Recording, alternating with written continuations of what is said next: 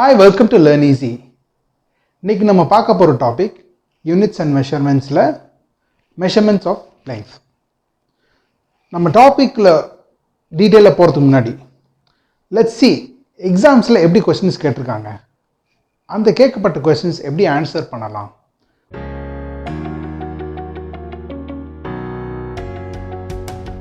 Questions பார்த்தோம். இப்போ let's try to answer. நம்ம அந்த क्वेश्चंस ஆன்சர் பண்ண பார்க்கலாம். First question நம்ம எடுத்துக்கிறோம். How are lengths measured and what are the methods? Now first question எப்படி சால்வ் பண்ணலாம் பார்க்கலாம். How are lengths measured and what are the methods for measuring the length? Lengths can be measured. ரெண்டு மெத்தட்ல வந்து length measure பண்ணலாம். One is called direct method. ரெண்டாவது பாத்தீங்கன்னா it is called the indirect method. Direct method can be divided into three categories. Divide பண்ணிக்கலாம். One is called the meter scale, okay, which can measure up to 10 power minus 3 மீட்டர்ல இருந்து 10 power 2 metre வரைய measure பண்ணலாம். ரெண்டாவது பாத்தீங்கன்னா using vernier scale or vernier method, அதுல பாத்தீங்கன்னா it can measure a distance up to 10 power minus 4. மூணாவது method பாத்தீங்கன்னா it is called screw gauge method or screw gauge instrument, which can measure எவ்வளவு தூரம் மெஷர் பண்ணனும் பாத்தீங்கன்னா up to 10 power minus 5. up to 10 power minus 5 means maximum 10 power minus 5 metre வரைய நம்ம measure பண்ணலாம். Right? Other method பார்க்கலாம். Next method, that is indirect method பாத்தீங்கன்னா it can be further divided into two main category. One is called large distances, ரெண்டாவது பாத்தீங்கன்னா small distances. Make sense இல்லையா? Indirect method measurements பெருசாவும் இருக்கலாம் சின்னதாவும் இருக்கலாம். So let's see how to measure large distances.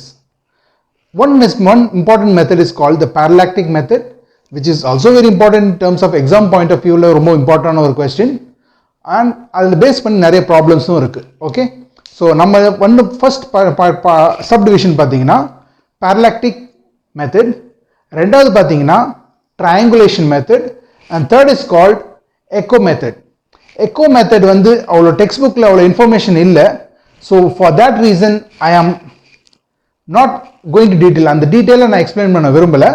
I'll just touch on the basics of echo method so that நம்ம எக்ஸாம்ல கேட்டாங்கன்னா you can go through them. We have some problems on these two. So நம்ம மெயினாக concentrate பண்ண போகிறது வந்து parallax method and triangular method தான்.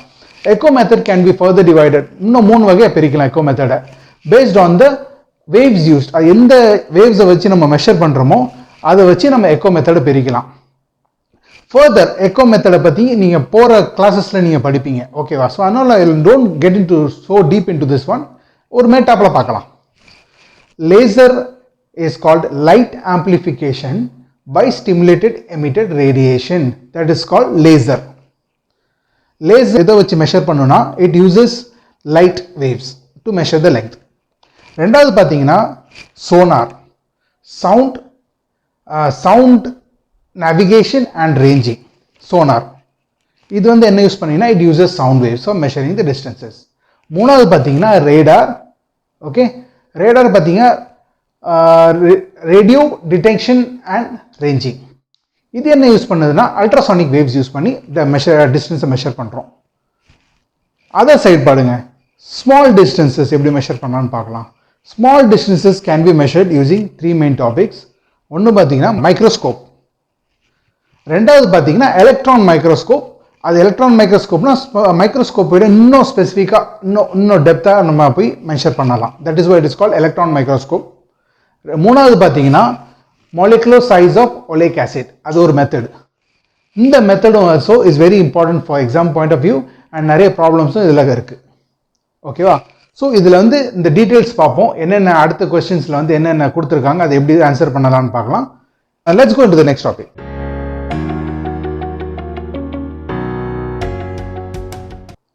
இப்போ நம்ம பார்க்க போற क्वेश्चंस பாத்தீங்கன்னா explain parallax method of measuring distance object. ரெண்டாவது பாத்தீங்கன்னா how do you measure the height or the distance of an inaccessible object. நம்ம அக்சஸ் பண்ண முடியாத ஆப்ஜெக்ட்ஸை எப்படி மெஷர் பண்றது அப்படின்னு கேட்டிருக்காங்க. இந்த questions are both examination point of view ரொம்ப இம்பார்ட்டன்டான क्वेश्चन. ரெண்டாவது क्वेश्चन பாத்தீங்கன்னா இதில் 3 மெத்தட் யூஸ் பண்ணி நம்ம மெஷர் பண்ணலாம் ஆப்ஜெக்டை. நம்ம சொன்ன மாதிரி direct method measuring long distances indirect மெத்தடில் நம்ம பார்த்தோம் இல்லையா, அதில் வந்து 3 மெத்தட் கொடுத்துருக்காங்க. Parallax method, triangulation method, echo method, 3 method கொடுத்துருக்காங்க. 3 மெத்தடும் இது கரெக்டு. எக்ஸாமில் எவ்வளோ மார்க்கு கேட்குறாங்களோ 2 மார்க்ஸ் 3 மார்க்ஸ் 5 மார்க்ஸ் எட்ஸெட்ரா, இல்லைன்னா ஸ்பெசிஃபிக்காக மென்ஷன் பண்ணாங்களோ அதை மட்டும் நீங்கள் சால்வ் பண்ணால் போதும். 2 மார்க்ஸ் வந்து நீங்கள் எதர் எனி ஆஃப் 3 மெத்தட்ஸ், பேரலாக் மெத்தடும் போடலாம், ட்ரையாங்குலேஷன் மெத்தடும் போட்டு சால்வ் பண்ணலாம். எக்கோ மெத்தட் சின்ஸ் டெக்ஸ்ட் புக்கில் கொடுக்காதனால ஜஸ்ட் அவாய்ட் இட். ஓகேவா? இந்த 2 மட்டும் சால்வ் பண்ணிடுங்க. You'll be eligible for 5 marks. இல்லை ஸ்பெசிஃபிக்காக கேட்டாங்கன்னா you can write it specifically. ஆனால் இந்த இதை எக்ஸ்பிளைன் பண்ண சொல்ல you have to also bring in to concept of derivation நீங்கள் கொண்டு வந்து this is how its is solve mathematically அப்படின்னு சொல்லி நீங்கள் ப்ரூவ் பண்ணி காட்டினா you will get full marks for your question. ஓகேவா? இப்போ நம்ம பேரலாக்ஸ் மெத்தடில் எப்படி சால்வ் பண்ணலாம், how to measure the distance நம்ம பார்க்கலாம். ஒரு பென்சில் எடுத்துக்கிறங்க. Keep it behind a reference background. ஒரு ரெஃபரன்ஸ் பேக்ரவுண்ட், மதில் you can take a wall, இல்லைன்னா any reference background. Keep one eye closed. Keep your left eye closed and keeping your right eye open, look at the object. ரெண்டாவது, next what you do, நீங்க right ஐயை close பண்ணிக்கிறீங்க, left ஐயை open பண்ணுங்க, look at the object. அப்படி பார்த்தீங்கன்னா what you see, ஒரு ஐலேருந்து பார்த்து இன்னொன்று ஐயை shift பண்ண சொல்ல the object will slightly move in distance. The small movement or the change in distance between the two observation point is called parallax. இதுதான் parallax method. And the distance between the two observation point, அதாவது இப்போ நம்ம பார்த்துருக்கோம் between the eyes வந்து in our example the distance between the two eyes is called the basis ன்னு சொல்லுவாங்க. Let's take an example how to find the size of the planet எப்படி பண்ணலாம்னு பார்க்கலாம் using parallax method. Let's say a planet S. Let's say a planet S. S ன்னு போட்டுக்கலாம். This is a planet. And let's take 2 observation point. ஒன்று வந்து point A ன்னு எடுத்துக்கிறோம். And another point is called B. It is similar to ரெண்டு கண்ணு மாதிரி. Okay. And the distance between AB is distance B ன்னு வச்சிருக்கலாம். Now from A we look at the planet. And from B we look at the planet. As you can see, a small triangle is formed, and the angle formed between these two is known as theta. The theta is called as parallax angle. Parallax angle, and small, that is B, the length B is equal to AB, is the basis. Ilya, that is the parallactic method. Right? The AS and BS equal to, let it be D. Specific D mention பண்ணலாம். Capital D. So D equal to AS equal to BS.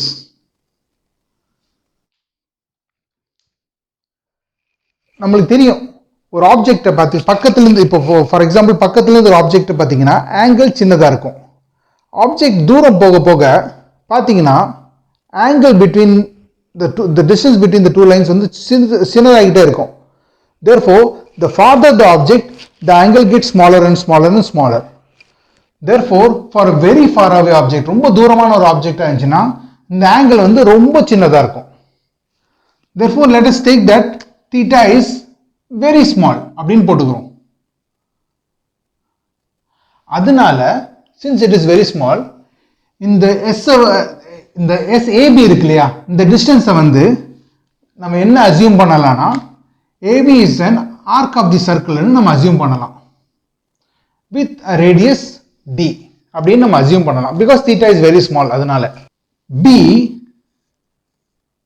equal to D, capital D into theta.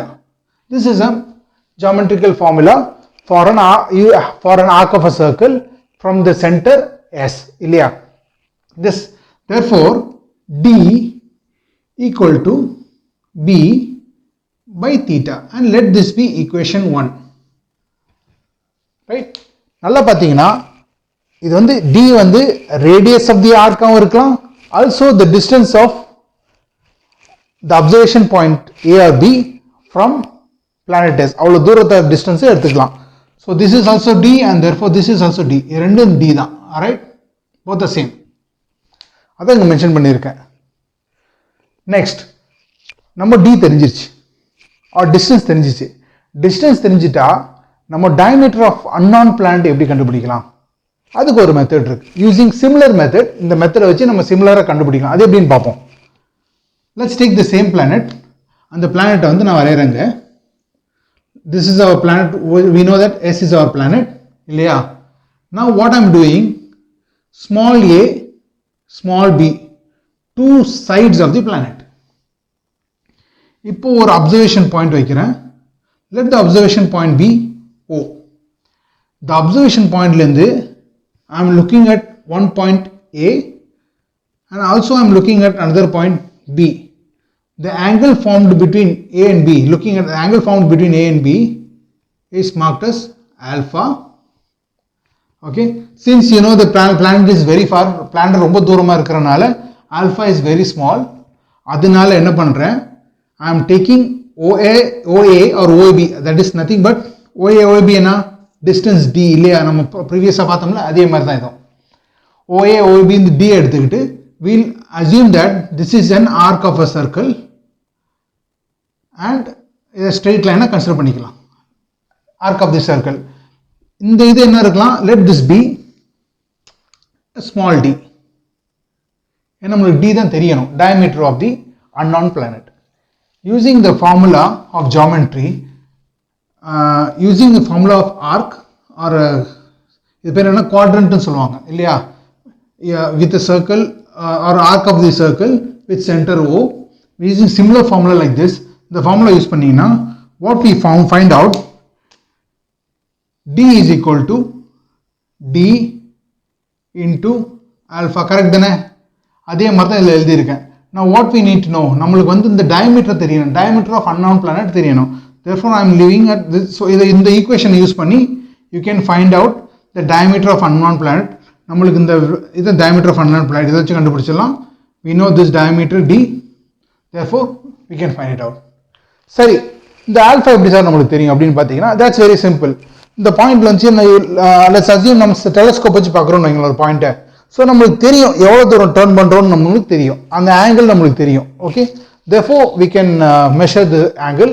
அதனால் டோட்டலாக வந்து we can find out the whole diameter of the planet. So ரெண்டு விஷயம் நம்ம கண்டுபிடிச்சிட்டோம். ஒன்று வந்து என்னன்னா the distance of planet கண்டுபிடிச்சிட்டோம், ரெண்டாவது என்னன்னா diameter of planet கண்டுபிடிச்சிட்டோம். And this is equation 2. இது ரெண்டே சேர்த்து தான் parallactic angle. ஸோ எக்ஸாமில் கொஸ்டின்ஸ் வந்துச்சுன்னா you have to measure what is a parallax and what is the basis அப்படின்னு எக்ஸ்பிளைன் பண்ணணும். Then you have to take an example to find the unknown distance of the planet. So அதுக்கு வந்து we have find out using quadrant method, quadrant formula use பண்ணி b is equal to d theta னு கண்டுபிடிச்சோம். Therefore நம்ம வந்து value of d கண்டுபிடிச்சிட்டோம். d small d equal to capital D into theta. அதை கண்டுபிடிச்சி we can find the diameter of the planet. இந்த video உங்களுக்கு பிடிச்சிருந்துச்சுன்னா மறக்காமல் சப்ஸ்கிரைப் பண்ணுங்கள், ஷேர் பண்ணுங்கள், லைக் பண்ணுங்கள்.